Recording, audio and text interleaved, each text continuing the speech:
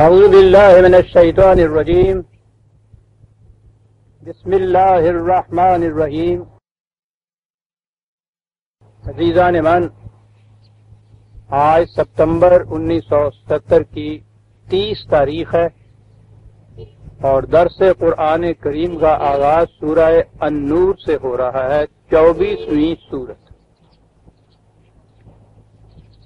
جیسا کہ میں نے ہمیشہ یہ کہا ہے کہ قرآن کریم میں ایک ربط باہمی چلا آ رہا ہے، نہ صرف یہ کہ اس کی آیات میں باہمی ربط ہے بلکہ اس کی صورتوں میں بھی ایک ربط ہے، اور اس انداز سے دیکھیے تو یہ الحمد سے والناس تک ایک مربوط کتاب آپ کو نظر آئے گی، لیکن اس ربط کے لیے ذرا گہرائی میں جانے کی ضرورت ہے۔ سطحی نگاہوں کو تو 2 آیتوں میں بھی ربط نظر نہیں آتا، مانوی حیثیت سے گہرائی میں جائیے تو جیسے میں نے عرض کیا ہے یہ ساری کتاب مربوط نظر آئے گی آپ کو۔ سطحی نظروں سے دیکھیے تو آپ دیں کہ پچھلی آیت سورہ المومنون میں بات چلی آ رہی تھی 2 فریقوں کی، بلکہ 2 نظریات زندگی کی۔ ایک نظریہ زندگی یہ تھا کہ انسان کی زندگی اسی طبعی دنیا کی زندگی ہے، مادی دنیا کی زندگی ہے، جسم ہی اس کا ہے، اس کی نشو و نما، اس کی پرورش، یہی مقصود زندگی ہے۔ یہ کچھ میسر آ جائے تو زندگی کا مقصد حاصل ہو جاتا ہے۔ کبھی قوانین کے تابع جسم زندہ رہتا ہے، جب انہی قوانین کے تابع یہ منتشر ہو جاتا ہے جسے موت کہتے ہیں، انسان کا خاتمہ ہو جاتا ہے۔ دوسرا نظریہ زندگی یہ ہے کہ نہیں، اس جسم کے علاوہ ایک اور بھی شے ہے کہ جو اس کی طبعی موت کے ساتھ مرتی نہیں ہے۔ یہ سلسلہ ارتقاء کی آخری کڑی نہیں ہے بلکہ ایک اگلی کڑی کا پہلا لنک ہے۔ یہاں سے ایک نیا سلسلہ ارتقاء آگے چلتا ہے، اور وہ شے جسے کہا ہے کہ یہ موت سے بھی نہیں مرتی، اس کی نشو و نما، اس کی پرورش، اس کی ڈیولپمنٹ، کرسٹلائزیشن، استحکام، ارتکاز ان اقدار کے مطابق زندگی بسر کرنے سے ہوتی ہے جو اللہ تعالیٰ نے عطا کی ہیں۔ اب اس کے بعد ہم ورق الٹتے ہیں تو پہلی صورت یا پہلی آیت یا اس آیت کی باقی صورتیں وہ جرائم سے متعلق ہیں، جرائم کی سزائیں ہیں۔ الزانیۃ والزانی فاجلدوا کل واحد منہما 100، زانی اور زانیہ کو 100 کوڑے مارو۔ آگے میں اس کی تشریح کروں گا۔ تو بظاہر نظر آتا ہے کہ یہ جرائم، ان کی سزائیں، اور پیچھے آپ دیکھ رہے ہیں کہ یہ چیز آ رہی تھی، ان میں ربط باہمی ہے کیا؟ یہ بات ہماری سمجھ میں اس لیے نہیں آتی کہ ہم قرآن کی روح سے جرائم کا صحیح مفہوم نہیں سمجھتے، اور جب تک یہ بات نہ سمجھی جائے، یاد رکھیے، نہ کسی معاشرے کی اصلاح ہو سکتی ہے، نہ جرائم بند ہو سکتے ہیں۔ وہ جو پہلا نظریہ زندگی ہے کہ زندگی صرف اس دنیا کی زندگی ہے، اس میں انسان ایک سوسائٹی میں رہتا ہے، مل جل کر رہتا ہے۔ مل جل کر رہنے سے آپس کے تعلقات میں کشیدگی ہوتی ہے، تصادم ہوتا ہے، اختلافات ہوتے ہیں، تنازعات ہوتے ہیں۔ اس زندگی کو پرامن پرسکون رکھنے کے لیے کچھ قوانین مرتب ہوتے ہیں، سوسائٹی خود یہ قوانین بناتی ہے، اور پھر ان قوانین پر عمل کرایا جاتا ہے۔ جو ان قوانین کی خلاف ورزی کرتا ہے اسے جرم کہا جاتا ہے، اور اسے روکنے کے لیے سزا دی جاتی ہے۔ آپ نے دیکھا کہ پچھلی صورت کے آخر میں جو 2 نظریات زندگی بتائے گئے تھے ان میں ایک نظریہ زندگی جو ہے اس کا تعلق بھی قانون اور جرائم اور سزا سے ہے۔ اس کی صورت یہ ہے، یہ جو تمدنی زندگی میں سوسائٹی خود قوانین بناتی ہے، کہ یہ قوانین ساز گروہ کہہ لیجئے، فرد کہہ لیجئے، یہ اس کی ثوابدید پہ ہوتا ہے کہ وہ کس قسم کے قوانین بنا دیتے ہیں۔ کبھی یہ قانون سازی کا اختیار ایک فرد کو حاصل ہوتا تھا، اسے دور ملوکیت کہا جاتا ہے، اور اب دنیا بھر، ساری دنیا قریب قریب اسے مردود قرار دے چکی ہے اس نظام مملکت کو۔ اس کی جگہ آج کے دور میں جمہوریت نے لے لی ہے۔ فرق صرف اتنا ہی ہے کہ اس زمانے میں جو کچھ ایک فرد کرتا تھا اب افراد کا ایک گروہ کرتا ہے۔ اس وقت بھی انسان ہی دوسرے انسانوں کے لیے قانون بناتا تھا، اب بھی انسان ہی دوسرے انسانوں کے لیے قانون بناتے ہیں، اور یہ قوانین نت نئے دن بدلتے رہتے ہیں۔ یہ جو زور مارا جاتا ہے نا جمہوریت میں کہ اس پارٹی کی بجائے اقتدار ہمارے ہاتھ میں آئے، وہ قانون سازی کا اختیار ہوتا ہے جسے اقتدار کہا جاتا ہے، اور یہ بڑی چیز ہے۔ یعنی اپنی مرضی کے مطابق ایک قانون بنایا، اس قانون کو نافذ کیا سوسائٹی میں، جس نے اس کی خلاف ورزی کی اسے جرم قرار دیا، اس کی پھر سزا دی۔ یعنی ان کی مرضی کے خلاف کچھ کرنے والا جو ہے اس کو پھانسی پہ چڑھا دیا جائے، اسے اقتدار کہتے ہیں۔ یہ ساری تگوتاز، یہ جدوجہد اس مقصد کے لیے ہوتی ہے کہ ہم اپنی مرضی کے مطابق قانون بنائیں، اور پھر جو اس قانون کے خلاف، یعنی ہماری مرضی کے خلاف چلے، آپ دیکھتے ہیں جسے کہتے ہیں جو اس قانون کے خلاف چلے، اس کے معنی کیا ہوئے؟ جو ہماری مرضی کے خلاف چلے اس کو پھانسی پہ لٹکا دیا جائے۔ دوسری پارٹی کوشش کرتی ہے کہ ان کو اس اختیار سے محروم کر کے یہ اختیار ہم اپنے ہاتھ میں لے لیں، پھر ہم قانون بنائیں اور ایسا قانون بنائیں کہ یہ جو پہلے تھے ان کو پھانسی پہ لٹکا دیں۔ یہ سارا نظام ہی یہ ہے۔ یہی بات ہے کہ ایک پارٹی کے تبدیل ہو جانے سے سارا معاشرہ جو ہے وہ اس کے اندر ایک بنیادی تبدیلی آ جاتی ہے، اس لیے کہ قوانین بدل جانے ہیں۔ اب کچھ معلوم نہیں کہ کل جن قانون کے ماتحت زندگی کچھ گوار گزرتی تھی، آج جو ہے دوسرا قانون بنتا ہے، اس کے تحت جیل خانے میں چلا جائے۔ یہ ہے جو تبدیلی ہوتی ہے، ہر پارٹی کی ثوابدید کے مطابق قانون کی تبدیلی،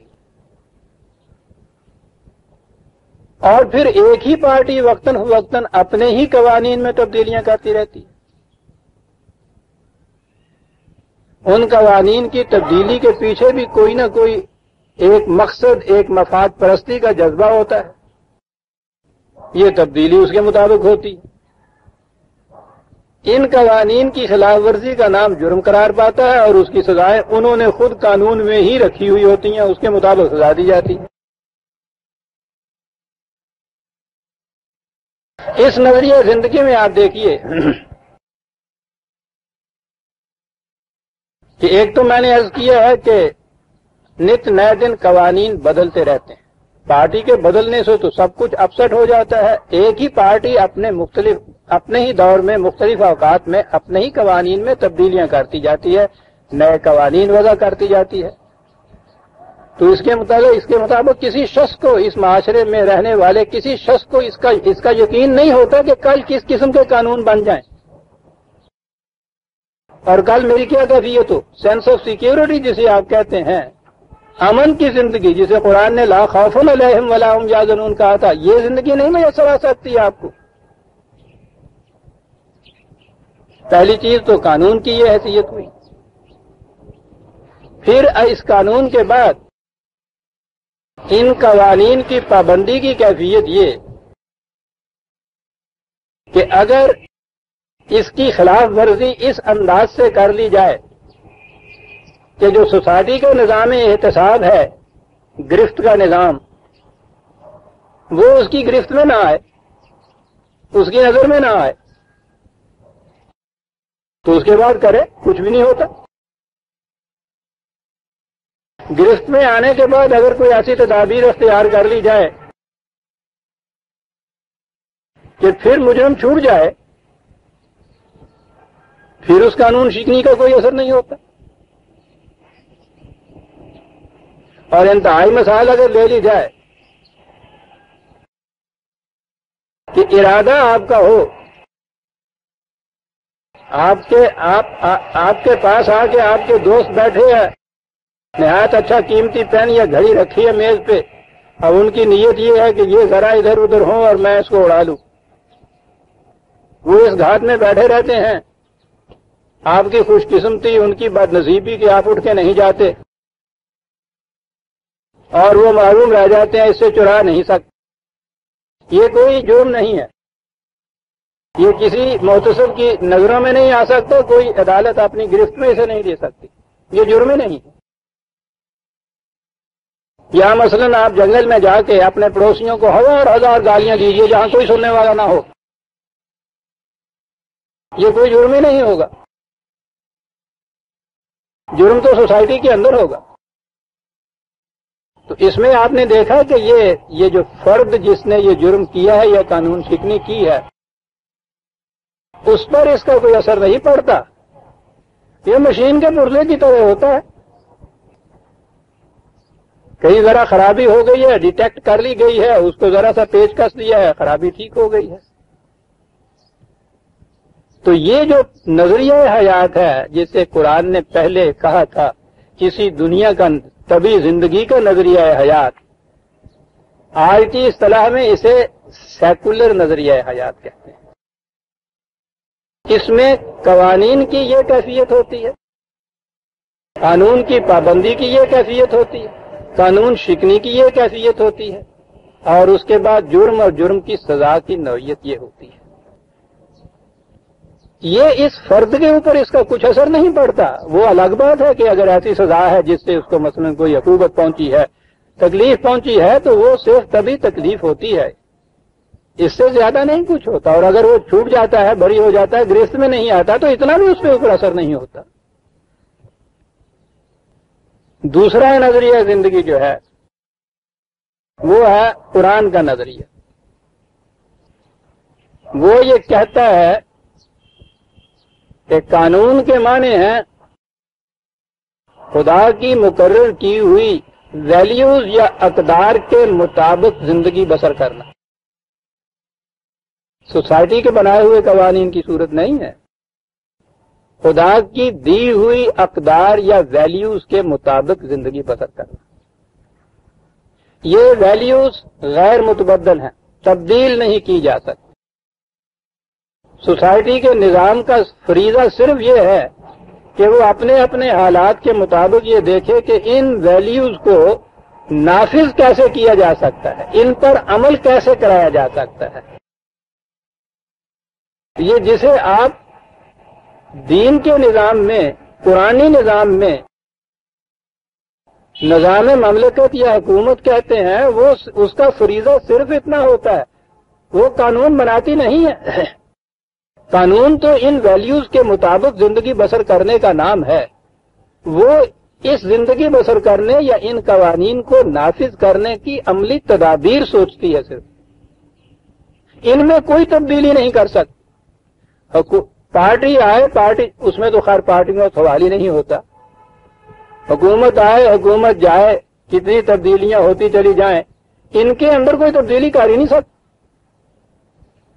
اس معاشرے میں رہنے والا جب یہ معلوم ہو کہ یہاں جو بھی نظام بننا ہے انہی لوگوں کا ہے جن کا اس پہ ایمان ہے کہ ان میں تبدیلی نہیں ہو سکتی، کس قدر سینس آف سیکیورٹی اس میں ہوتی ہے کہ صاحب اس میں کوئی تبدیلی کر ہی نہیں سکتا، یہ نہیں ہے، دوسرے آ جائیں،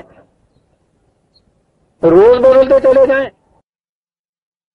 میں اگر اس قدر کے مطابق زندگی بسر کرتا ہوں، یہ کبھی بھی جرم نہیں قرار پائے گا، اس لیے اطمینان ہے مجھے. تو پہلی چیز تو اس میں سوسائٹی کے اعتبار سے یہ بات ہوتی ہے. اور اگلی چیز ہے اہم، اور وہ یہ ہے کہ ان اقدار کے خلاف زندگی بسر کرنے سے انسان کی اپنی ذات پر ایک اثر پڑتا ہے. یہ ہے مابحل امتیاز نقطہ، یہ ہے بیسک ڈفرنس کی چیز. وہاں کوئی شے ایسی نہیں ہے جسم کے علاوہ جس پہ کوئی اثر پڑتا ہو، وہاں جسم کے اوپر ہی اثر پڑتا ہے۔ یہاں وہ شے، اور میں یہ پچھلے درسوں میں بتا چکا ہوں کہ وہ شے کیا ہے جسے قرآن نفس کہہ کے پکارتا ہے، بال خودی کہتا ہے، انسانی ذات کہا جاتا ہے، کچھ نام رکھ لیجئے۔ وہ شے کہ جس کی ڈیولپمنٹ اور نشو و نما سے موت کے بعد آگے چلنا اور اگلی زندگی کی اگلی ارتقائی منزل طے کرنے کے قابل ہو جانا ہے، یہ وہ شے ہے۔ پھر سمجھ لیجئے یہ بڑی اہم کڑیاں ہیں، یہ بات جو ہے کہیں دوسری جگہ نظر نہیں آئے گی قرآن کے علاوہ، کہ جرم نام ہے ان اقدار کی خلاف ورزی کا، ان اقدار کی خلاف ورزی کا۔ ان اقدار کے مطابق زندگی بسر کرنے سے انسان کی ذات کی نشو و نما ہوتی ہے، اس کی خلاف ورزی کرنے سے اس کی ذات جو ہے اس میں کمزوری واقع ہوتی ہے، ضعف آتا ہے، انتشار واقع ہو جاتا ہے، ڈس انٹیگریشن ہو جاتی ہے، اس پہ اثر پڑتا ہے۔ اب اس سے اگلی بات سمجھ میں آ گئی کہ کوئی دیکھنے والا ہو یا نہ ہو، پکڑنے والا ہو یا نہ ہو، عدالت موجود ہو یا نہ ہو، سزا ملے یا نہ ملے، اس کا اثر تو اسی وقت ہو گیا۔ یہ نہیں کہ جس وقت وہ عمل سرزد ہوا ہے، جب اس نے وہاں دوست کے سامنے بیٹھے یہ خیال دل میں کیا کہ یہ اگر اٹھ کے چلا جائے تو یہ میں گھڑی چرا لوں، تو جرم سرزد ہو گیا اس ذات کے نقطۂ خیال سے۔ وہ جو ہے نا کہ خدا دل میں گزرنے والے خیالات اور نگاہوں کی خیانت تک سے بھی واقف ہے، جو خدا کی واقفیت کا عملی مفہوم کیا ہے، مجھ پہ کیا اثر پڑتا ہے اس کا، واقف ہے، وہ ہے ہوا کرے، اور اس پہ تو ہمارا ایمان ہے۔ وہ یہ نہ بھی کہتا جب بھی ہم جانتے تھے کہ وہ غیب و شہود دونوں کا عالم کو جو جاننے والا ہے۔ شہود وہ شے جو محسوس طور پہ سامنے آ جائے، غیب وہ شے جو ہمارے محسوسات کی ضد میں نہ آئے، تو ہمارا تو ایمان ہے۔ یہ کیا بات ہے کہ وہ دل میں گزرنے والے خیالات اور نگاہ کی خیانتوں سے بھی واقف ہے۔ واقف کے معنی یہ ہیں کہ دل میں گزرنے والے خیالات اور نگاہ کی خیانتیں اگر ان اقدار کے خلاف ہیں تو اس کا بھی اثر پڑتا ہے انسان کی ذات پر۔ اس نے قانون شکنی کر دی، جرم ثابت ہو گیا، جرم کی سزا مل گئی، اس لیے کہ اتنے سے ہی اس کی ذات میں ایک اضمحلال واقعہ ہو گیا۔ یہ وجہ ہے کہ قرآن میں گناہ کے لیے یا جرم کے لیے ایک لفظ اسم آیا ہے، اہم۔ اسم کے معنی ہے ہر وہ شے جو اضمحلال یا ماندگی یا کمزوری پیدا کر دے۔ یہ کمزوری کس میں پیدا ہوتی؟ چوری کرنے والا تو مال چراتا ہے، گھی لے جاتا ہے، بڑا مزے میں پہلوان بنتا ہے، کمزوری جسم میں تو نہیں ہوتی، یہ اس کی ذات میں کمزوری ہوتی ہے، اس لیے اس کو اسم کہا گیا۔ تو جرم سرزد ہو گیا، سزا مل گئی، جنگل میں جا کے کچھ کہے، گھر کے کمرے میں تنہا بیٹھا ہوا کچھ کرے، دل میں اس کا خیال کرے، اگر وہ اقدار میں سے کسی قدر کے خلاف ہے، جرم سرزد ہو گیا اور اس کی سزا مل گئی۔ یہ اس کا ایک حصہ ہے۔ وہ دوسرا حصہ ہے کہ یہ اس سوسائٹی کا فرد بھی تو ہے، سوسائٹی میں بھی تو اس نے رہنا ہے، تو یہ ایک جرم ایسا وہی سوسائٹی کے نقطۂ نگاہ سے، سوسائٹی کے نقطۂ نگاہ سے یہ محض خیال کرنا جرم نہیں ہوا، جس نے چوری کی ہے سوسائٹی کے نقطۂ نگاہ سے پھر اس کے لیے قانون ہوگا، وہ گرفت ہوگی، احتساب ہوگا، عدالت ہوگی، جرم ثابت کرے گی، پھر سزا دے گی، پھر اس سزا کی اس کو تکلیف پہنچے گی۔ یہ ساری چیزیں تو سوسائٹی کے مطابق ہوں گی۔ سوسائٹی کو قانون بنانے کی تو اجازت نہیں ہوگی، قانون کو انفورس کرنے کے لیے سوسائٹی اپنا نظام عدل اور احتساب قائم کرے گی، یہ سوسائٹی کا حصہ ہے۔ لیکن جہاں تک اس نظریہ زندگی کا تعلق ہے، سوسائٹی ہو یا نہ ہو، اس کا یہ نظام ہو یا نہ ہو، فرد سوسائٹی کے اندر ہو یا اکیلا کہیں ہو، جرم عملاً صادر ہو یا سرزد ہو یا نہ ہو، نیتی ہو، ارادہ ہی صرف ہو، وہ جو نقطہ نگاہ انسانی ذات کا ہے، آپ دیکھیں گے کہ اس کا ایک نظام ہی الگ ہو گیا۔ اب یہ دو چیزیں جب اکٹھی ہوتی ہیں تو فرد مسلمان ہوتا ہے اور معاشرہ اسلامی ہوتا ہے۔ یہ جو ہمارے ہاں یہ چیز ہوتی ہے نا کہ چور کے ہاتھ کاٹ دیجئے، صاحب زانی کو سنسار کر دیجئے اور جرائم بند ہو جائیں گے، سب غلط ہے۔ وہ سوسائٹی کا نظام اگر آپ بہترین بناتے چلے جاتے ہیں تو یہ سوسائٹی کا نظام ہے۔ جرائم سزاؤں سے بند نہیں ہوتے، جرائم اندرونی تبدیلی سے بند ہوتے۔ 100 سال بھی نہیں گزرا، انگلینڈ میں 26 جرائم ایسے تھے جن کی سزا قتل تھی۔ ایک پینسل چلا رہنے پہ بھی سزا قتل تھی، موت کی سزا، معاف رکھیے گا قتل میں نے کہا، موت کی سزا تھی اور کوئی جرم بند نہیں ہوا تھا۔ آپ کے ہاں تو بھی قتل کی سزا موت ہے، روز پھانسی چڑھتے ہیں لوگ۔ کتنے جرائم بند ہو گئے ہیں قتل کے، روز اضافہ ہوتا چلا جاتا ہے ان کے اندر۔ ٹھیک ہے، سوسائٹی میں بھی یہ نظام رہنا چاہیے، لیکن سوسائٹی کا نظام نہ تو یہ مقصد پورا کر سکتا ہے، نہ وہ فول پروف ہو سکتا ہے، نہ اس سے جرائم بند ہو سکتے۔ یہ جو نظریہ زندگی ہے کہ میرے ہر عمل کا پہلا اثر خود میری ذات کے خلاف پڑنا ہے، خواہ کسی دوسرے پر اس کا اثر پڑے یا نہ پڑے، کوئی کسی کی گرفت میں آؤں یا نہ آؤں، سزا ملے یا نہ ملے، مجھے سزا مل گئی، میں مجرم ہو گیا، اس کا پہلا اثر میری اپنی ذات پہ پڑتا ہے، اور میرا زندگی کا مقصد اپنی ذات کا تحفظ اور اس کی نشو و نما ہے۔ اس لیے یہ ایمان جو ہے آپ کا، اس سے جرائم بند ہوتے، یہ تغیر اگر ہوتا ہے تو۔ اگر جرم سرزد ہو گیا ہے، اس کے باوجود بعض اوقات لغزش ہو جاتی ہے، سوسائٹی کے قانون کی روح سے بھی آپ کو سزا مل جاتی ہے، اس سزا سے آپ کی جو ذات کے اوپر اثر ہوا تھا وہ نہیں مٹ جاتا، اس کے مٹنے کا اور طریقہ ہے، قرآن نے بتایا ہے۔ وہ مٹنے کا طریقہ اس نے یہ کہا ہے کہ پہلے اس چیز پہ تمہیں ندامت ہونی چاہیے، پھر اس کا احساس ہونا چاہیے کہ اس سے میری ذات کے اوپر کتنا مجھے نقصان پہنچا ہے، اور اس کے بعد اس نے کہا ہے کہ جتنی یہ چیز تم نے غلط کی ہے اس سے کہیں زیادہ اچھے کام کرو تو تب یہ مٹ سکتا ہے اس کا جو دھبا ہے، ورنہ اس کی تلافی نہیں ہو سکتی۔ ان الحسنات یذہبن السیئات، یہ جنہیں آپ گناہ کہتے ہیں، جرائم کہتے ہیں، برائیاں کہتے ہیں، ان کے اثرات مٹانے کا طریقہ یہ ہے کہ تم اس سے کہیں زیادہ حسنات کی چیزیں پیدا کرو، اچھائیاں زیادہ پیدا کرو، پھر مٹ سکتا ہے، کیونکہ اس نے تو پلڑا بتایا ہے نا، ترازو بتایا ہے نا۔ تو ترازو میں اگر یہ برائیوں کے پلڑے میں کوئی زیادہ چیز جھک گئی ہے تو اس کے لیے تو ضروری ہے کہ جو اچھائیوں کا پلڑا ہے اس میں کچھ ڈالو نا۔ وہ محض سزا جو جرم کی مل رہی ہے وہ سوسائٹی کے تمدنی قانون کے محتاط مل رہی ہے، اس میں یہ نظام اور وہ نظام جنہوں نے اپنے ہاں یہ نظریہ زندگی نہیں بھی ہے، ہو سکتا ہے کہ وہ نظام احتساب ان سے زیادہ بہتر ہو، اس میں دونوں برابر ہوتے ہیں۔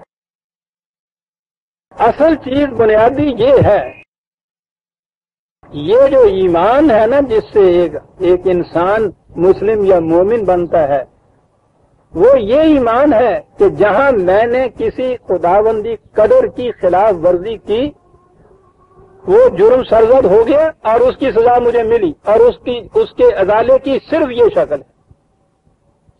اس احساس سے بچتا ہے انسان جرائم سے، جب یہ بات ہو کہ اس کا اثر کسی دوسرے پہ ہو یا نہ، میری ذات پہ تو اس کا اثر ہو گیا۔ قرآن کریم میں کتنی آیات ہیں اس سلسلے میں، اصل میں وہ زور ہی اسی چیز کے اوپر دیتا ہے۔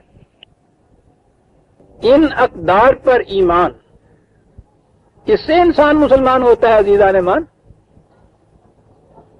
ہم اپنے متعلق تو بات ہی نہیں کر سکتے، ہم تو مسلمان ہوئے نہیں ہیں نا، مسلمانوں کے گھر میں پیدا ہو گئے، مسلمان کہلاتے ہیں. گوانڈی عیسائی کے گھر پیدا ہو جاتے عیسائی ہوں. یہ جسے کہتے ہیں مسلمان ہونا، وہ کیا ہے؟ ان اقدار کی صداقت پر یقین، اس بات پہ یقین کہ اگر اس قدر کی خلاف ورزی کی گئی تو وہ جرم سرزد ہو گیا، اس کی سزا مجھے مل گئی، کوئی دنیا میں مجھے نہیں بچا سکتا اس سزا سے، کوئی شفاعت نہیں بچا سکتی، کوئی جرمانہ نہیں بچا سکتا، کوئی سفارش نہیں پہنچا سکتی. قرآن کہتا ہے کسی کی دوستی نہیں پہنچا سکتی. صاحب وہ تو سوال ہی نہیں ہے. کبھی مثال کے طور پہ آگ میں انگلی ڈالیے، وہ جو اس کے بعد آپ کو سزا مل رہی ہے، کسی کی سفارش، کوئی رشوت، کوئی لحاظ کسی کا، کسی قسم کا اس درد میں تخفیف کر سکتا ہے؟ وہ تو اس کے مرہم لگائیں گے تو آپ تخفیف اس کی ہوگی. یہ اپنی ذات پر اس کا اثر پڑتا ہے قدر کی خلاف ورزی کا. آپ نے دیکھا کہ یہ جسے اس نظریہ زندگی کے تابع نظام احتساب اور عدل کہا جاتا ہے وہ سیکولر کے ماتحت، اور جسے اب آپ اسلامی کہیے، میں اس لیے قرآنی کہا کرتا ہوں کہ اس سے متعین بات ہو جاتی ہے. قرآنی نظام کی بنیاد یہ ہے کہ ہر فرد کا اس پہ ایمان ہوتا ہے کہ اقدار خداوندی کے مطابق زندگی بسر کرنے سے میں مسلم اور مومن ہوں. اس کے خلاف ورزی سے میری ذات کے اوپر ایک ایسا اثر پڑے گا جسے دنیا میں کوئی بھی زائل نہیں کر سکے. یہ ہے جسے خدا کا قانون مکافات عدل کہتے، عمل کہتے. میری ذات پر دو چار ریفرنسز آپ دیکھ لیجئے. ویسے بہت آیات ہیں قرآن میں، سارا قرآن جو ہے وہ تو ہے ہی اصل میں اسی قانون مکافات عمل کی ہی تشریح و توضیح ہے، مختلف انداز میں اس نے کی. سورہ النساء میں ہے، غور کیجئے کتنی جامع آیت. وَمَن يَكْسَبْ اسْمًا، وہی لفظ اسم جو میں نے کہا، تکان، واماندگی، اضمحلال، کمزوری.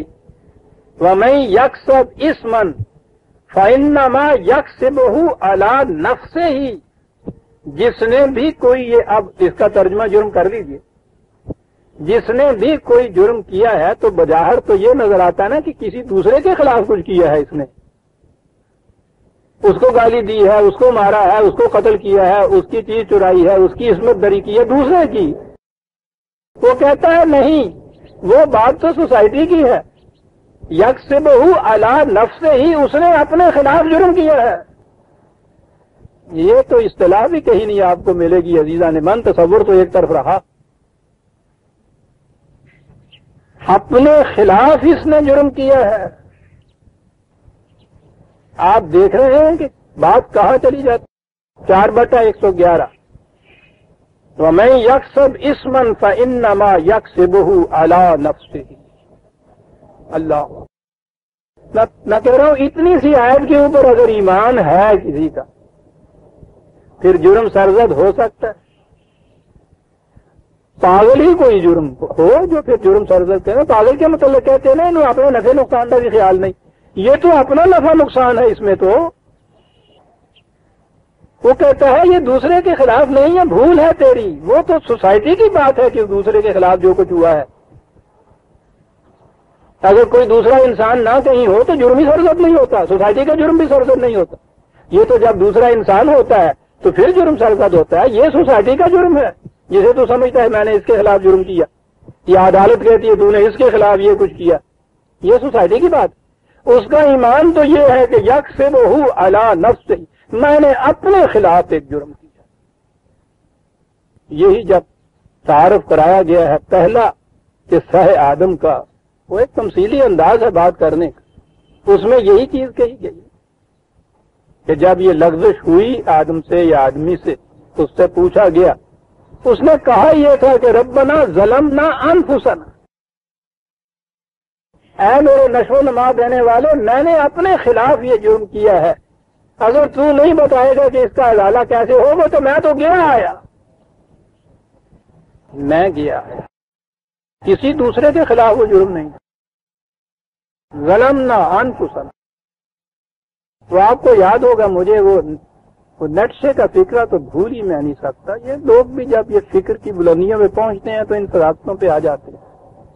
یہ اس کا فکرہ ہے نا کہ بھائی تو نے جو جرم میرے خلاف کیا ہے اسے تو میں بخش دوں گا، لیکن جو جرم تم نے اس سے اپنے خلاف کا کیا ہے اسے کون بخشے گا؟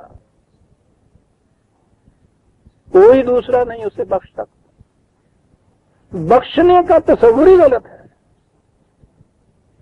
جب جرم کا تصور یہ ہے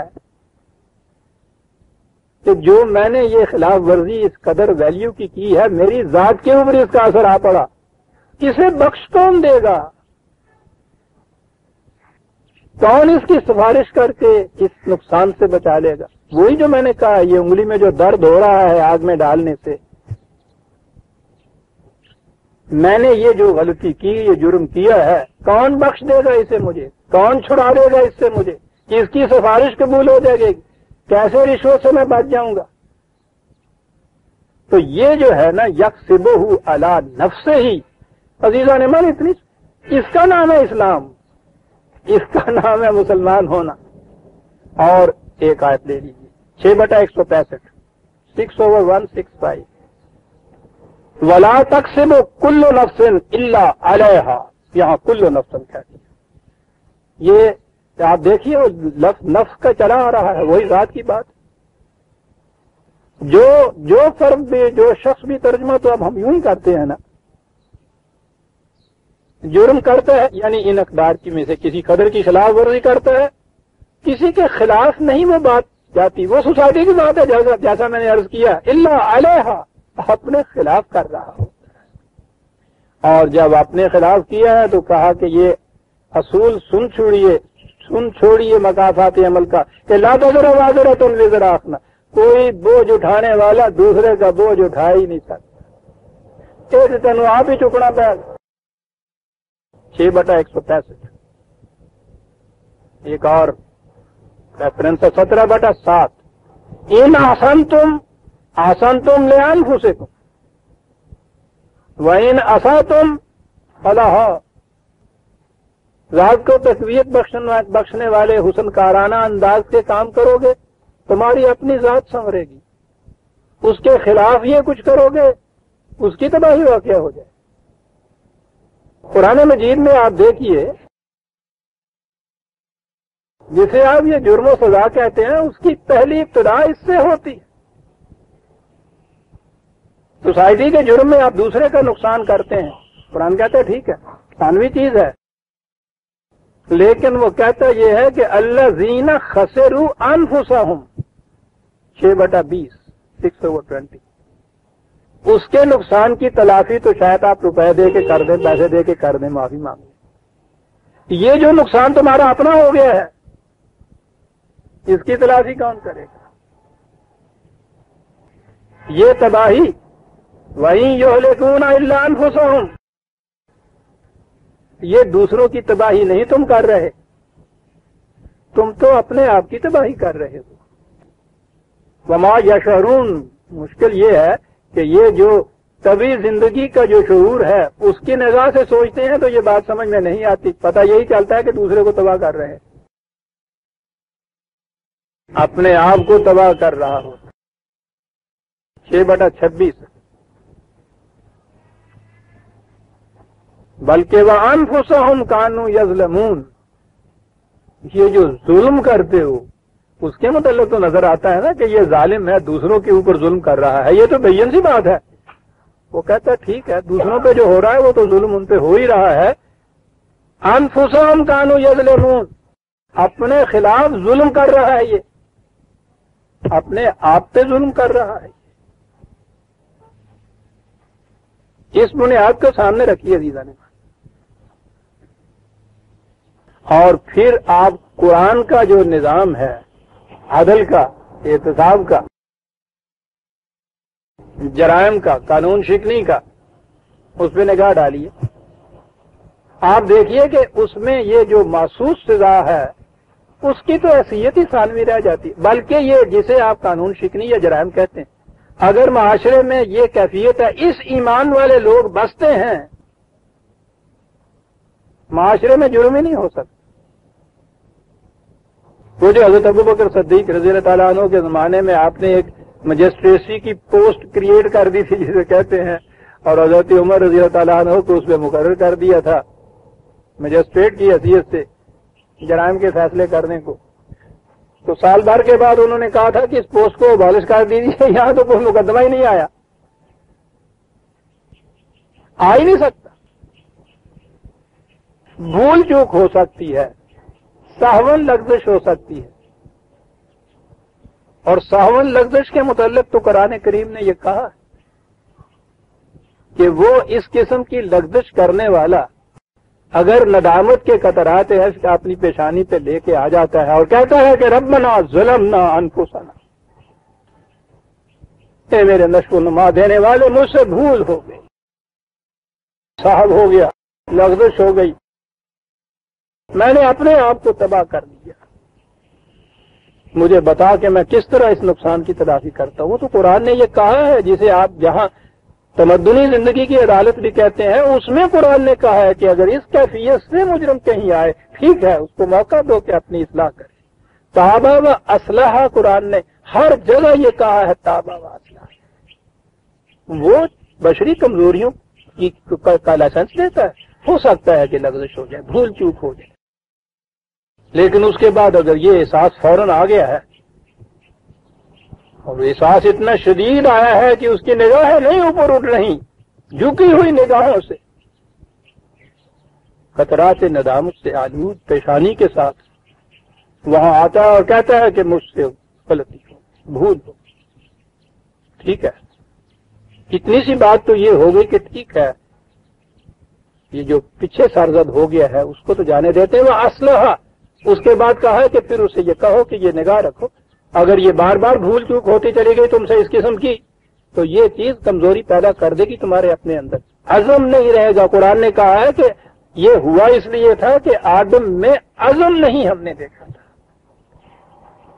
عزم کس چیز کا نام ہے؟ پھر بات دوسری طرف نکل جائے گی، لیکن کیا کروں، دوسری طرف تو نکالے بغیر کام ہی نہیں چل سکتا نا. عزم کس کو کہتے ہیں؟ کیوں بھول چوک ہوتی ہے، کیوں کمزوری ہوتی ہے عزم کی؟ یہ جتنا آپ ارادہ یا عزم یہ چیزیں کہتے ہیں، یہ تو آپ کے اس سیلف، اس خودی، اس نفس کا فیصلہ ہوتا ہے. میں وعدہ کرتا ہوں آپ سے کہ یہ بات آپ کی میں کر دوں گا. یہ میں کون ہے جس نے یہ وعدہ کیا؟ یہ میں آپ کے جسم کا تو نام نہیں ہے. آپ کی زبان نے وعدہ نہیں کیا، آپ کے ہاتھ نے یہ نہیں کچھ کیا. یہ کیا ہے؟ میں ہے نا. تو جب آپ وہ وعدہ پورا نہیں کرتے، یہ کیوں نہیں کرتے؟ اس لیے کہ اس وقت یہ میں جس نے کہا تھا میں کروں گا، وہ میں نہیں رہتی، اس وقت کوئی اور میں ہوتی ہے. یہ جو میں کی تبدیلی ہے، یہ انسانی خودی یا نفس کی کمزوری ہوتی. یہ جو نشو و نما یافتہ، پختگی یافتہ میں ہوتی ہے، اس کی پہلی نشانی یہ ہوتی ہے کہ اس میں تبدیلی نہیں ہوتی، وہ میں رہتی ہے. آج بھی وہ میں ہے، 10 سال کے بعد بھی وہی میں ہوگی. ٹھیک ہے، میں نے ہی یہ آپ سے کہا تھا، میں نے ہی یہ کیا تھا، میں ہی وہاں تھا. یہ ایک وقت کا، یہ جو ایجاب و قبول سے آپ عقد کرتے ہیں نکاح کا، ساری عمر یہ قائم کیسے رہتا ہے؟ وہ ہوتی ہے نا وہ میں جس نے یہ کیا تھا، ساری عمر وہی رہتی ہے. تو جب ہوتا ہے نا، اگر وہ میں نہ رہے تو قصہ ختم ہو جائے. یہ جو میں کا اس طرح سے وہی رہنا ہے، یہ ہے میں کی پختگی کا ثبوت، دلیل، سند. کوئی رہے، کوئی شخص جو بار بار وعدہ کرے، بار بار پھرتا چلا جائے، ویسے بے اصولہ پن آپ کہہ لیجئے، وعدہ خلاف آپ کہہ لیجئے، یہ الفاظ ہیں. اصل چیز یہ ہے کہ اس کی میں کی پختگی نہیں ہوتی. پختہ میں تو بدلتی نہیں، وہ ایک جیسی رہتی. یہ ایک فکرے کے اندر وہ برگسونین ہے جنہوں نے یہ چیز وہاں کہی ہے، چینج لیسنس ان چینج. اس تغیرات کی دنیا میں عدم تغیر، وہ کہا انہوں نے کہ اس کا نام ہے میں. بڑی عمدہ ڈیفینیشن ہے. اور خود برگسان تو یہ کہتا ہے کہ we change without ceasing to be. حالات کی تبدیلیاں ہوتی ہیں لیکن میں ویسے ہی برقرار رہتی ہے. وہ جو میں نے کہا تھا کہ جب دودھ کے اندر ملا ہوا یہ کریم مکھن کا پیڑا بن جاتا ہے تو پھر وہ سارا دن پانی میں ڈالے رکھو، اس کو پانی بدلتے رہو، دوسرا پانی ڈالتے چلے جاؤ، وہ بیڑا اسے کرو نہ اس طرح رہتا ہے گا، کیونکہ وہ دودھ کا مکھن پک گیا ہے، ہوں پختگی آ گئی ہوں اندر، وہ نہیں بدلتا. اور اگر یہ نہ ہو، وہ دودھ کے اندر ہی ہو، تو پھر جو مرضی پانی جا پائی جاؤ اسی طرح بننا تو رہ جائے. ہر آن بدلنے والا جو شخص ہے، تو یاد رکھیے معاشرتی نقطۂ نگاہ سے کوئی لفظ اس کے لیے آپ استعمال کر لیجئے، قرآنی نقطۂ نگاہ سے یہی کہیں گے کہ اس کی میں، اس کا نفس، اس کی سیلف، اس میں پختگی نہیں آئی ہوئی، خام ہے. اور اس کا نام کیریکٹر ہے. عزیزان من، یہ کیریکٹر لیس کون ہے؟ جس کی اس وقت میں کچھ اور ہے، شام کو کچھ میں اور ہے. وہ تو اس حد تک آگے جاتے ہیں. یہ بخستانی لکھتا ہے کہ رات کو سوتے وقت آپ تہیہ کرتے ہیں کہ میں صبح 4 بجے ضرور اٹھوں گا، حتیٰ کہ آپ بعض اوقات الارم بھی لگاتے ہیں. وہ کہتا ہے یہ الارم لگانا بھی جو ہے یہ بھی ناپختگی کی نشانی ہے تمہاری، اپنے آپ تو تمہیں بھروسہ نہیں ہے، اس لیے خارجی سہارا ڈھونڈ رہے ہو نا.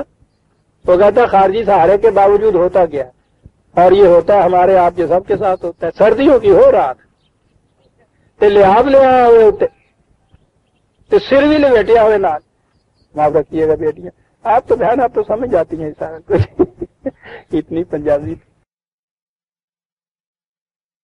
اور 4 بجے آخر شب میں تو وہ نیند بھی زیادہ گہری ہوتی ہے، یہ سوئے ہوئے ہوں.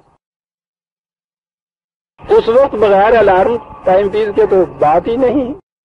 وہ بھی اور بجے تو یوں ذرا کر کے، ذرا سا کر کے تو الارم دیتے ہیں، وہ ہاتھ مار کے نہ الارم بند کر کے کوئی گل نہیں 6 بجے بھی چلے جاؤں گا.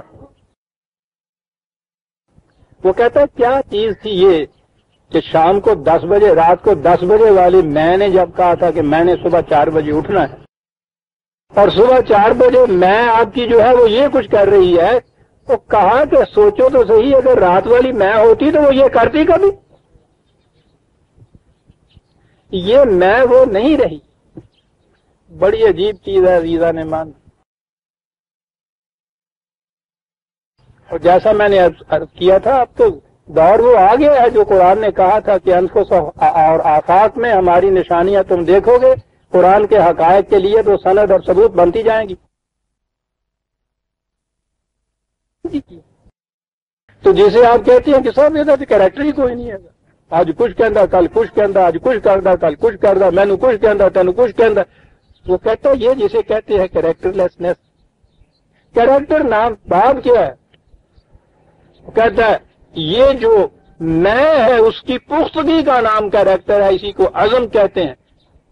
وہ کہتا ہے اب اور بات ہے کہ یہ پختگی جو ہے اس کا اظہار کوئی کفر کے اندر کرتا ہے، کوئی ایمان کے اندر کرتا ہے، بات تو آگے اس اظہار کے ذرائع کی بات رہ جاتی ہے، پختگی کی بات اور ہے. قرآن نے جو آخری وقت میں فرعون نے جو کہا تھا جب لگا ڈوبنے تو اس نے کہا تھا کہ اللہ نہ ایمان لایا موسیٰ اور ان کے خدا پہ، تو بظاہر ہمارے آپ کے نزدیک مولوی صاحب کے نزدیک تو اس دریا میں سے نکال کے گلے سے لگا لینا چاہیے تھا نا کہ واہ واہ صاحب توبہ نصیب ہو گئی جی، مرد ہیں توبہ نصیب ہو گئی. کیا جواب ملا تھا وہاں؟ جواب ملا تھا کہ پھر منہ تیرا ہو کچھ نہیں، موت میں سامنے دیکھ کے تو کفر تو منکر ہو گیا، عزم ہی تیرے اندر نہیں ہے گا. عزم کی تو وہ بات ہے عزیزان من، عزم کی پختگی. ٹھیک ہے، توبہ کی بڑی گنجائش، لیکن موت کو دیکھ کے اس ڈر سے پہلی چیز کو چھوڑنا کریکٹر نہیں رہا اس میں. در کفر ہم پختہ نہیں، زنار را رسوا مکن، بڑی چیز کے. تو یہ تو کفر کی بات ہے عزیزان ایمان. اور اگر ایمان کے اوپر یہ بات کہیں آئے، اقدار کی پوک کے اوپر جم کے کھڑے ہونے کے لیے جب یہ عزم کسی کے اندر پیدا ہو، وہ کیا ہوتا ہے؟ زندہ جاوید ہوتا ہے، جسے شہید کہتے ہیں آپ. شہید کا عزم موت کو دیکھ کے بھی نہیں بدلتا عزیزان ایمان. یہ فرق ہوتا ہے ایک فرعون کی اس توبہ میں اور ایک شہید کے میدان جنگ میں جانے سے. اس کا عزم نہیں بدلتا. کہتا آتا ہے تو آتے جائیں یہ سارے مصائب جتنے بھی آتے ہیں. وَلَنَبْلُوَنَّكُمْ بِشَيْءٍ مِّنَ الْخَوْفِ وَالْجُوعِ وَنَقْصٍ مِّنَ الْأَمْوَالِ وَالثَّمَرَاتِ. وہ کہتا ہے دنیا کے اندر آپ دیکھو گے ٹکراؤ آئے گا، تمہارا تصادم پیدا ہوگا، بڑے بڑے نقصانات ہوں گے تمہارے، تباہیاں آ جائیں گی، فصلیں تلی جائے گی، ظلم ہوگا، یہ سب چیزیں ہوگی، تصادمات ہوں گے، جنگیں ہوگی. لیکن یہ سارے جسے آپ کہتے ہیں نا آزمائش، ہمارے ہاں تو یہ نا اللہ تعالیٰ آزمائش کرتا ہے، معاذ اللہ آزمائش کرتا ہے، اس کو تو سب پتہ ہوتا ہے ہمارا، اس نے کیا آزمانا ہے ہم نے. یہ وہ کہتا ہے تمہاری اپنی آزمائش کے مواقع ہوتے، تمہاری اپنی آزمائش کے. یو ٹیسٹ یور سیلف، اپنی اس خودی کی آزمائش کرتے جاؤ ان تصادمات میں کس حد تک پختہ ہے. وہ کہتا ہے پختگی جن کی عزم میں ہوتی ہے وہ یہ چیزیں آتی ہیں اور وہ آتی چلی جاتی ہیں اور وہ ہنستے ہوئے آگے بڑھتے چلے جاتے ہیں. ہر نئی ایک تصادم، ہر نئی تکلیف مصیبت کے آنے کے اوپر وہ کہتا ہے کیا ڈراتے ہو؟ اِنَّ لِلَّهِ وَإِنَّا إِلَيْهِ راجعون. ہم تو اس کی اقدار کے لیے اپنے آپ کو وقف کر چکے ہیں. ہر مصیبت تصادم کے بعد ہمارا قدم اسی کی طرف اٹھے گا. ہٹا کے دیکھ لو تم. یہ ہے اِنَّ لِلَّهِ وَإِنَّا إِلَيْهِ راجعون. بڑی پختگی ہے عزم کی عزیز عالم. ہمارا قدم کسی اور طرف نہیں جا سکتا. اسی لیے حضرات انبیاء کرام علیہ السلام کی کیریکٹر کے متعلق جو بات پختگی ایک کئی قرآن کی نے وہ کہا ہے کہ وہ اولو العزم تھے. ایمان ہو اقدار خداوندی کے مطابق زندگی بسر کرنے کا، اور عزم کی ہو یہ کیفیت پھر پختگی. کیا اس معاشرے میں جرائم سرزد ہو سکتے ہیں؟ یہ ہے قرآن کہتا ہے کہ جب تک یہ اندر میں تمہارے تبدیلی نہیں ہوتی، خارج میں تبدیلی واقع نہیں ہو سکتی. کتنا ہی آپ یہ اس قسم کا نظام بناتے چلے جائیں، آپ اس میں دیکھیں گے ادھر سے قانون بن رہا ہوتا ہے، قانون شکن ادھر سے تدبیریں سوچ رہا ہوتا ہے کہ اس قانون میں سے نکلنا کس طرح. ایوین افلاح جسے کہتے ہیں، وہ بھی انسانی ہوتے ہیں بنانے والے، یہ بھی انسانی ہوتے ہیں. یہ ان سے زیادہ ذہین ہوتے ہیں، جینس ہوتے ہیں، یہ اس میں سے نکلنے کی راہیں تلاش کر لیتے ہیں. روز یہی کچھ ہوتا ہے. پکڑے جاتے ہیں تو وہ جو نظام ہوتا ہے ان کا احتساب کا اور عدل کا، اس کے اندر ہزار رکھنے ہوتے ہیں، وہاں بھی تو انسانی ہوتے ہیں. میں سمجھتا ہوں کہ اتنی سی ہی تمہید کافی ہو جائے گی، ورنہ یہ موضوع تو ایسا ہے کہ اسی کے اوپر ہم چلے تو کتنے درس ہو سکتے. اور بڑا ہی بنیادی ہے یہ عزیزان من معاشرے. کہیں آپ یہ نہیں سنیں گے کہ یہ جرائم کیسے ختم ہوں گے اور کس طرح سے معاشرہ صحیح ہوگا اور کیسے معاشرے کی اصلاح ہوگی. وہ سارے اسی لائن کے اوپر جس پہ وہ سیکولر وہ نظام سوسائٹی والے لیے جاتے ہیں. پولیس اس قسم کی ہونی چاہیے، عدالتیں ایسی ہونی چاہیے، سزائیں اس قسم کی سخت کر دو، جیل خانہ ایسا ہونا چاہیے. سارا ہی وہ اوپر والا جو نظام ہے. یہ جو چیز ہے کہ اندر کی تبدیلی کس طرح سے ہونی چاہیے کسی کا بھی ادھر خیال نہیں ہے.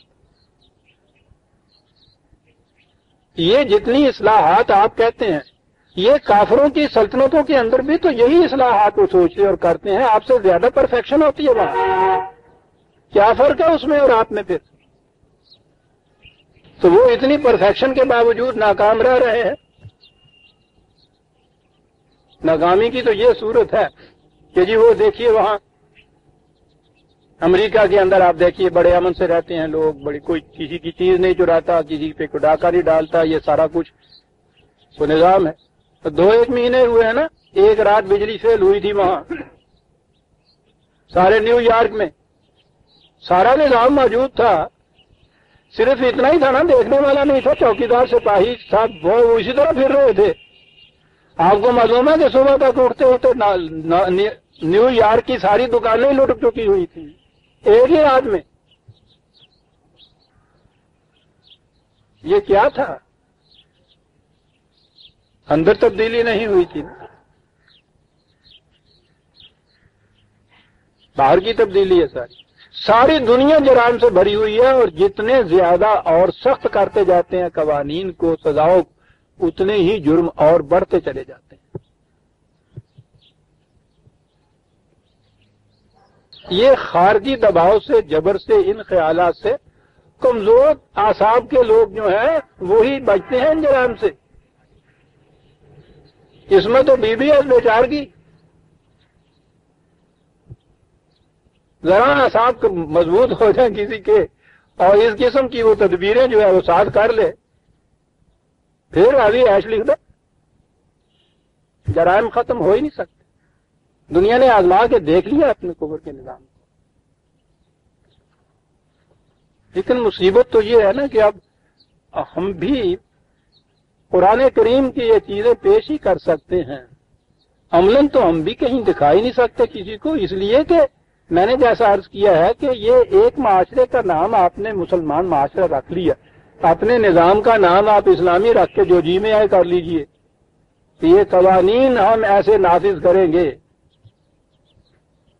اس سے تو کوئی تبدیلی نہیں ہوتی، فرق ہی نہیں ہوتا اس نظام میں اور اس نظام میں۔ عزیزان من، یہ جو اس دیداور نے کہا تھا نا کہ یہ تیرے کافر و مومن تمام زناری، یہ مسلمان نام رکھانے والی قومیں یا وہ قومیں جو مسلمان نام نہیں رکھا رہی، اس اعتبار سے ساری کی ساری زناری ہیں۔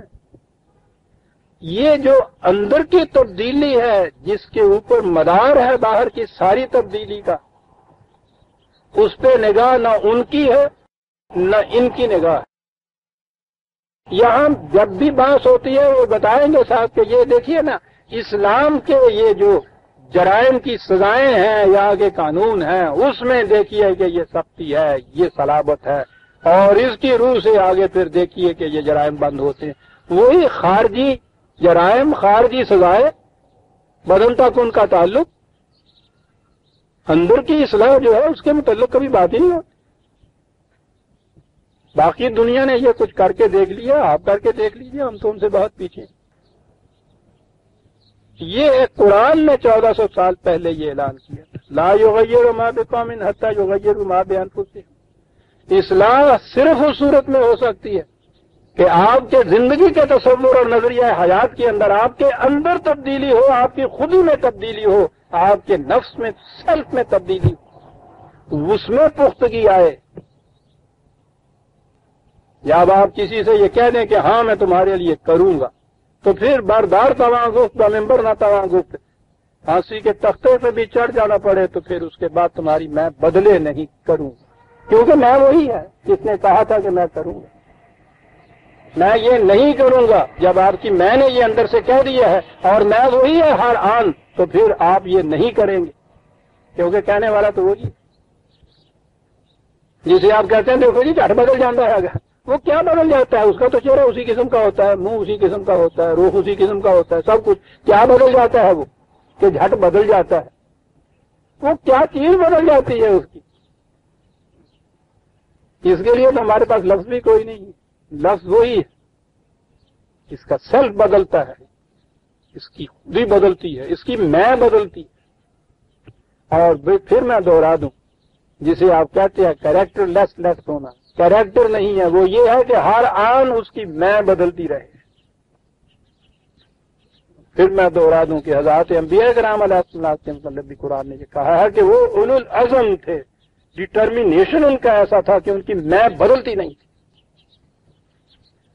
اب آپ نے سمجھ لیا کہ پچھلی سورت جو ختم ہوئی تھی اس میں اور اس اگلی صورت کے اندر ربط کتنا ہے.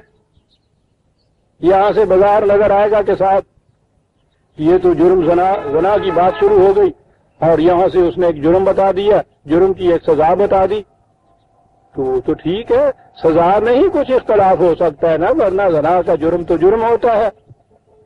تو اتنی سی بات کہ یہاں یہ سزا ہے وہاں یہ سزا ہے, بس اس میں یہ آپ کے یہاں کا خدا کا دین ہو گیا, وہ انسانوں کا بنایا ہوا ہوگا, بس اتنی سی بات سے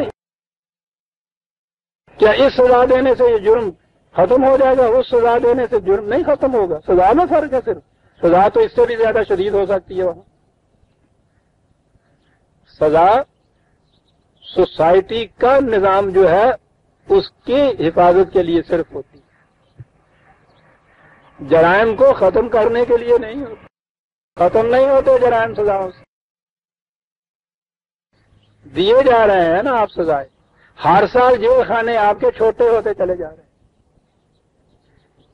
تو کیسے چھوٹے ہوتے جا رہے؟ سنگڑنے جان دینے. اتنی تعداد زیادہ ہوتی چلی جاتی ہے مجرموں کی ہر سال آپ کے ہاں کہ وہاں جگہ ہی نہیں رہتی, اور کہیں بھی اس سے سزا سے جرم جو ہے وہ نہیں روکتا. تو یہ ہے وہ چیز عزیزان من, بنیاد سوسائٹی میں جرائم کو روکنے کی نہیں. میں نے کہا نا کہ پھر تو جرم سرزدی نہیں ہوتا, لغزش کہیں ہو جاتی ہے, سہون ایسا ہو سکتا ہے, دل کے فیصلے سے نہیں ہوتا. سہون کے بعد جب بھی وہ میں جو ہے وہ اٹھتی ہے, جسے ندامت کہتے ہیں, وہ اس کی پکار ہوتی ہے. اسی لیے یہ جو صورت ہے, اب وقت رہ گیا ہے تھوڑا, تو بہرحال تھوڑے سے وقت میں ہی تو بات کر سکوں. سورۃ انزلناها وفرضناها وانزلنا فيها آیات بینات لعلکم تذکرون. ویسے تو سارا ہی قرآن منزل من اللہ ہے, کہا کہ یہ سورت جس طرح سے باقی قرآن کی صورتیں خدا کی طرف سے نازل ہوئی ہیں. میں پھر دوہرا دوں, جسے ہم کہتے ہیں نا خدا کی طرف سے نازل ہوئی, یہ ماننا کیوں ضروری ہے؟ پھر بات ادھر ہی چلی گئی کہ یہ خدا ہی کی طرف سے نازل ہوئی. یہ ماننا اس لیے ضروری ہے کہ ان کے متعلق یہ ماننا ضروری ہے کہ تمت کلمت ربک صدقا وعدلا لا مبدل لکلماتہ, ان قوانین میں کوئی تبدیلی نہیں کر سکے گا.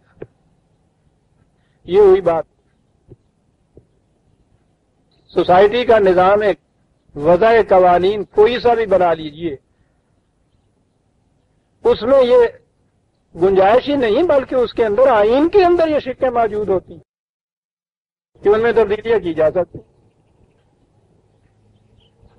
یہ ایسے قوانین ہیں, اور میں نے کہا قوانین آج کی اصطلاح میں سمجھانے کے لیے میں کہتا ہوں یہ کہا جاتا ہے, ورنہ قرآن میں قانون کا لفظ نہیں ہے. وہاں تو اقداری کا لفظ, وہاں تو ویلیو ہی کا لفظ. بڑا فرق ہے عزیزان من قانون میں اور ویلیو میں. وہ ویلیوز دیتا ہے, وہ ویلیو کی خلاف ورزی کے متعلق پہلی چیز کہتا ہے کہ اس سے تمہاری ذات متاثر ہو گئی. یہ ہماری سوسائٹی کی اصطلاح ہے جس میں ہم اس کو قانون کہتے ہیں.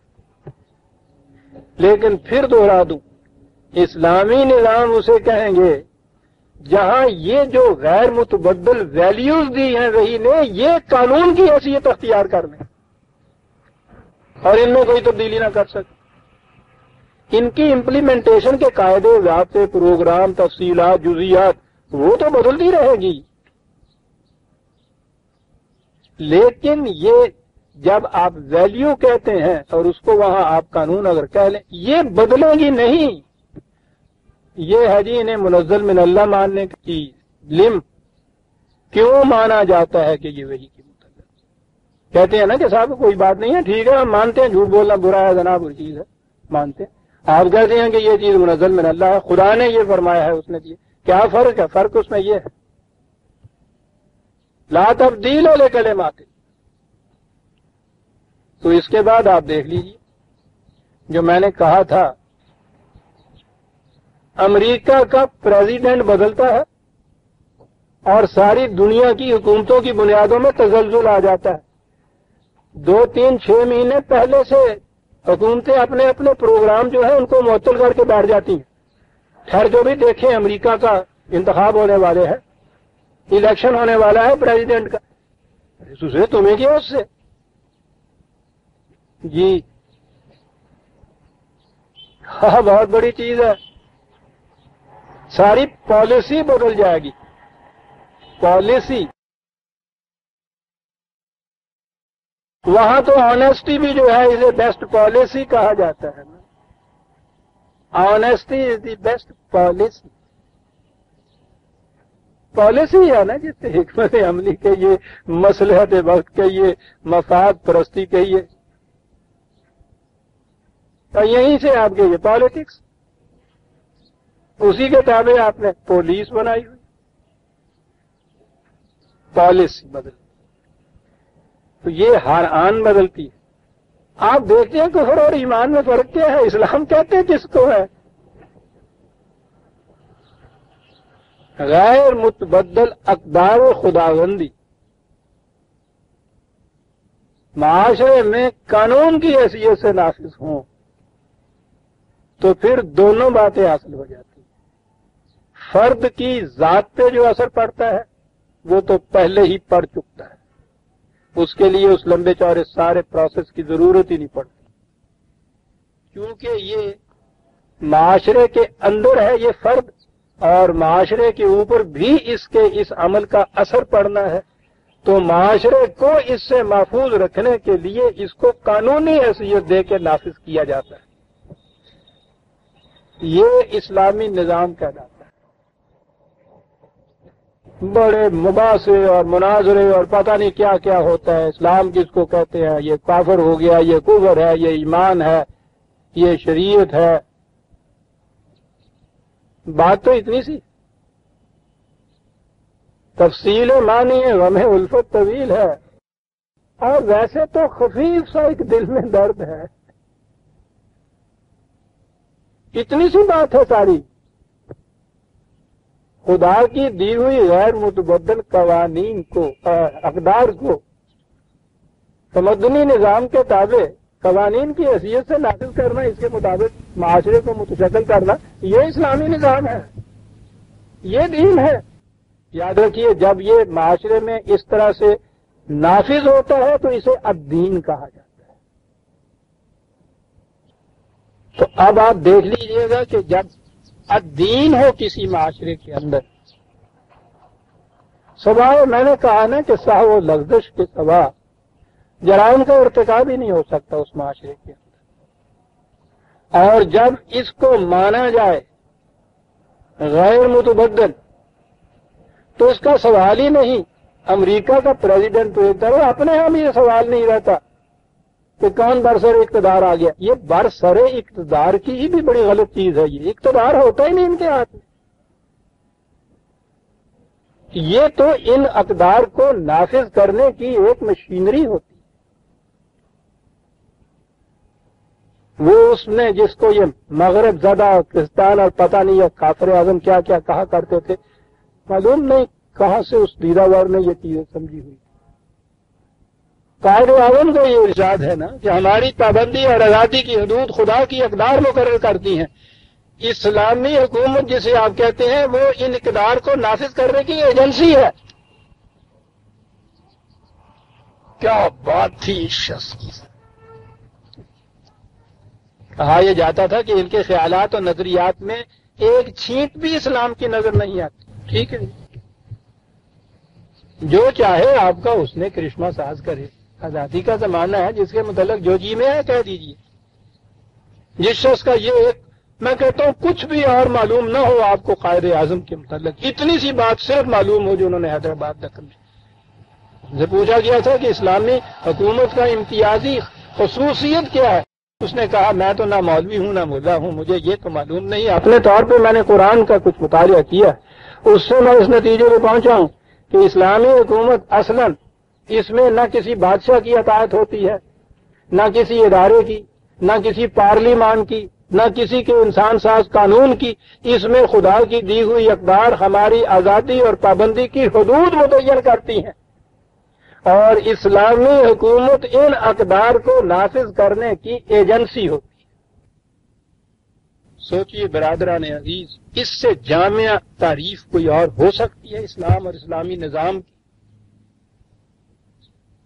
سارا سال پچھلا گزر گیا قائد اعظم کا یہ، اس میں صاحب آپ نے ہزاروں سیمینار، 20 مذاکرات، بیانات، تقاریر، کتابیں بھی پتہ نہیں کہتے ہیں 200 لکھی گئی، مقالات لکھے گئے، یہ سارا کچھ آپ لوگوں نے دیکھا بھی ہوگا، پڑھا بھی ہوگا، سنا بھی ہوگا۔ یہ جو ٹکڑا ہے آپ نے سارے سال میں کسی ایک کی زبان سے سنا کبھی؟ یہاں تو سازش یہ چلی آ رہی ہے کہ اور سب کچھ کہو، سب کچھ قرآن کی طرف نہ آنے تو کسی، انہوں نے جس کہہ دیا کہ خدا کی کتاب ہماری، کیا الفاظ، تو کیا بات تھی اس شخص کے الفاظ کے انتخاب؟ ساری بات ہی ہے۔ اب آپ سمجھ لیجئے کہ منزل من اللہ کیوں مانا جاتا ہے، وحی پر ایمان لانے کی کیوں ضرورت ہے؟ ورنہ جنہیں آپ ویسے وہاں بھی ویلیوز کہہ کے پکار لیجئے یا اس قسم کے جرائم ہیں، پوچھئے نہیں کہ تبدیلیاں کس قسم کی آتی ہیں۔ میں آؤں گا نا، پہلے ہی جہاں قرآن نے کہا ہے الزانیۃ والزانی، بات یہاں سے شروع کی ہے اس نے۔ تبدیل ہونے والی سوسائٹی جو آپ کے ہاں جہاں قانون بدلتے رہتے ہیں، یہ انگلینڈ کی سوسائٹی کو دیکھیے۔ وکٹوریا کے زمانے میں ان کے ہاں کی قدامت پرستی کی کیفیت یہ تھی کہ جس چیز کے اوپر کا نام لیگ رکھ دیا جائے، ٹانگ، اس کے اوپر کپڑا اڑا دیتے تھے۔ پرانے زمانے کی تصویروں میں آپ نے دیکھا ہوگا میزوں کی جو لیگز ہوتی تھی نا، ٹانگیں کرسیوں کی، ان کے اوپر بھی غلاف چڑھا ہوا ہوتا تھا نا۔ تو اس زمانے کی عورتوں کا لباس بھی آپ نے دیکھا ہے نا، گھسٹتا ہوا چلا جاتا تھا۔ کل کی بات ہے، آج وہاں جا کے دیکھیے سوسائٹی کوئی مایو قرار نہیں دیتی۔ جسے آپ تناع کہتے ہیں، سوسائٹی نے ایک ڈیفینیشن مقرر کی، جنسی اختلاط، ہر دوسرے دن بدلتی گئی۔ آخر میں اس چیز کے اوپر آئے کہ اگر جسے ان کے ہاں قانون کی روح سے شادی یا نکاح یا میرج کہا جاتا تھا، اس سے پہلے بھی اگر آپس کے یہ اختلاط ہو جائے، اس سے اگر حمل ہو اور بچہ پیدا ہو جائے، تو اس کے بعد اس کے لیے ضروری ہے کہ اس سے شادی کر دے۔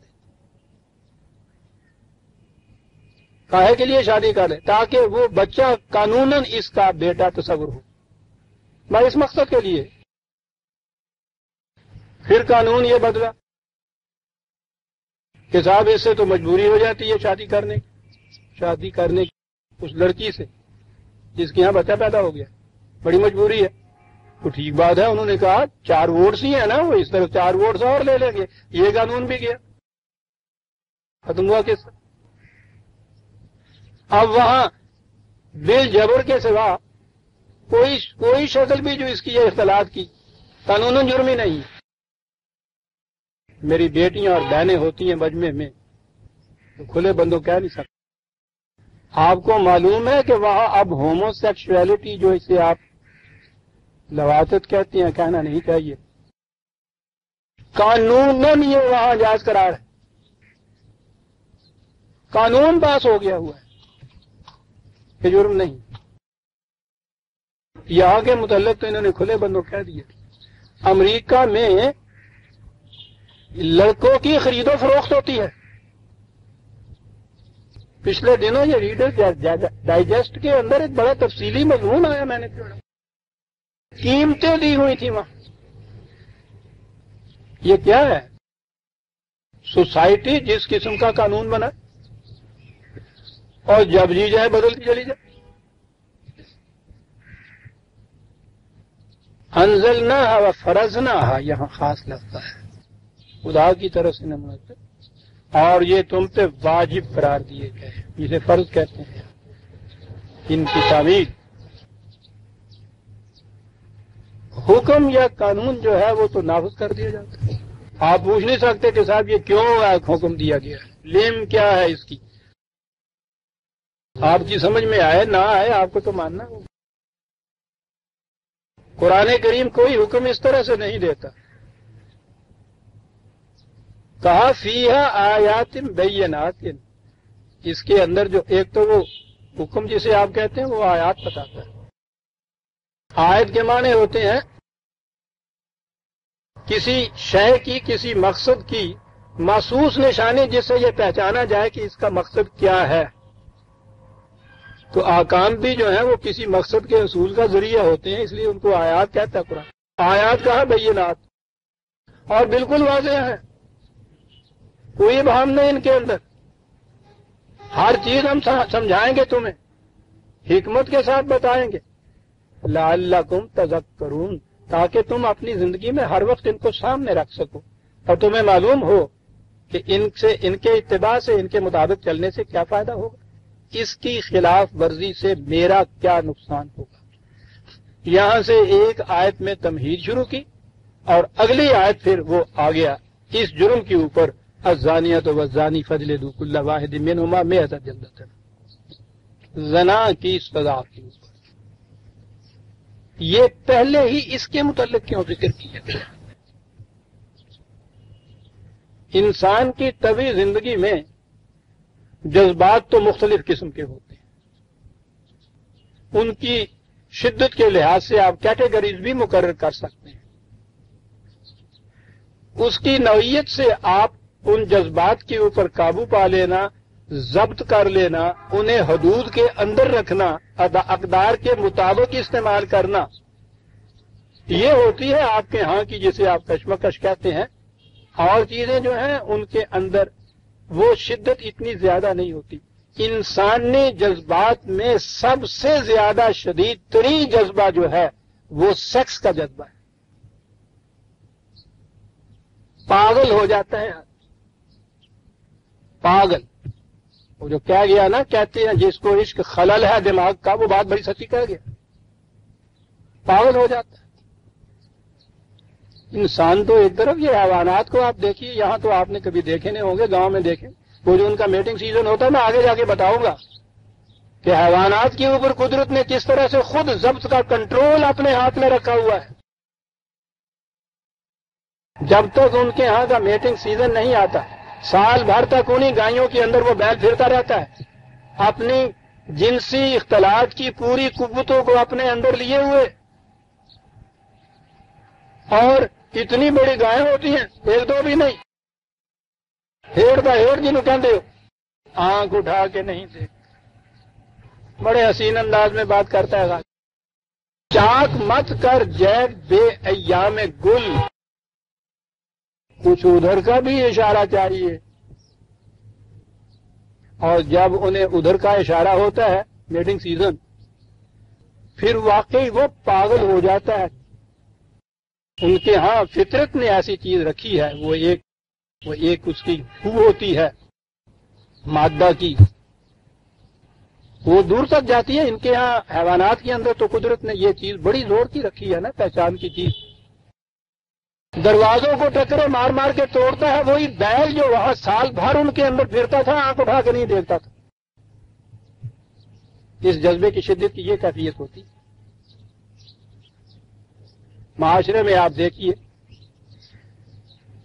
کبھی آپ سینسز لے لیجئے جرائم کی, اس میں آپ دیکھیے 90% جرائم کے تابع یہی جذبہ جو ہے سیکس کا وہ پنہا ہوتا ہے, بالواسطہ یا بلا واسطہ. شدید ترین جذبہ. اب رہی یہ بات کہ اس جذبے کے اوپر پابندی کیوں؟ حیوانات پہ تو فطرت نے آپ پابندی عائد کر دی. انسان پہ وہ اس قسم کی پابندی فطرت خود نہیں عائد کرتی, وہ اس کو صاحب ارادہ بناتی. اس قسم کی پابندی اپنے ارادے سے عائد کرنا، یہی تو عزم کہلاتا ہے۔ کبھی کسی حیوان کو آپ کہتے ہیں کہ بڑا کیریکٹر ہے اس میں صاحب، یہ سال بھر گائیوں کے اندر پھرتا رہتا ہے، مستورات کے اندر، اور غض بصر کی یہ کیفیت ہے کہ نگاہ بھی نہیں ادھر اٹھا کے دیکھتا۔ ہاں آپ کہیں گے صاحب اسے کہو کہ بڑا پاک باز ہے صاحب، بڑا متقی پرہیزگار ہے، کبھی کہتے ہیں کسی بال کو آپ متقی پرہیزگار؟ حالانکہ تقوی کی انتہائی جو آپ معیار مقرر کرے وہ اس پہ پورا اترتا ہے، کبھی نہیں کہتے۔ کیوں نہیں کہتے؟ اس کے اختیار کو دخل نہیں ہوتا۔ جو اپنے اختیار و ارادے سے اس قسم کے شدید جذبے کے اوپر حد بندی یا پابندی عائد کرے کہ یہ اقدار کے تابع یہ جذبے کی تسکین ہونی چاہیے، یہ جو چیز ہے اس سے اس کے عزم کو خود پختگی حاصل ہوتی ہے۔ قرآن نے زنا کے جرم کے لیے بھی اسم کا لفظ استعمال کیا ہے کہ سب سے بڑی نشانی تمہاری ذات کی میں کی ناپختگی کی یہ سیکس کا جذبہ کم وقت ہوتا۔ تو انسانی زندگی میں چونکہ شدید ترین جذبہ یہ ہوتا ہے سیکس کا، جہاں انسان پاگل ہو جاتا ہے فی الواقعہ، جس پہ کنٹرول نہ رکھے، قرآن کریم نے جہاں یہ شروع کیا فرضناہا، جہاں احکام جسے آپ کہتے ہیں، جہاں ابتدا، اس کی ابتدا ہی اس نے سیکس کے جذبے سے ابتدا کی ہے، اس لیے زنا کے جرم کی ابتدا ہوئی ہے قرآن کریم نے، یہاں سے آگے بات چلے گی عزیزان من۔ عصمت اس کے نزدیک انسان کی ذات کے استحکام کے لیے سب سے بڑی چیز جو ہے اقدار میں سے عصمت کا تحفظ ہے صاحب، اور یہ عصمت کی پابندی کی خلاف ورزی جو ہے وہ انسان کی ذات کو سب سے زیادہ مضمحل کر دے۔ سوسائٹی میں جو کچھ ہوتا ہے وہ تو سوسائٹی کے قانون کی خلاف ورزی آپ کرتے ہیں، وہ سوسائٹی کی بات ہے، لیکن قرآن کی روح سے تو یہ جو قدر ہے جنسی جذبات کو خدا کی مقرر کی ہوئی حدود کے اندر اس کی تسکین کرنا، یہ سب سے بڑی قدر ہے، اور اس کی خلاف ورزی سب سے سنگین ترین جرم انسانی ذات کے لیے بھی، معاشرے کے لیے بھی۔ اسی لیے قرآن کریم نے سورہ نور میں پہلی آیت کے بعد اگلی آیت میں زنا کا جرم جو ہے اس کی کے متعلق گفتگو کی ہے، اور اسے ہم اگلی آیت میں لیں گے، اور عجیب چیزیں آپ کے سامنے آئیں گی۔ ربنا تقبل منا انک انت السمیع العلیم۔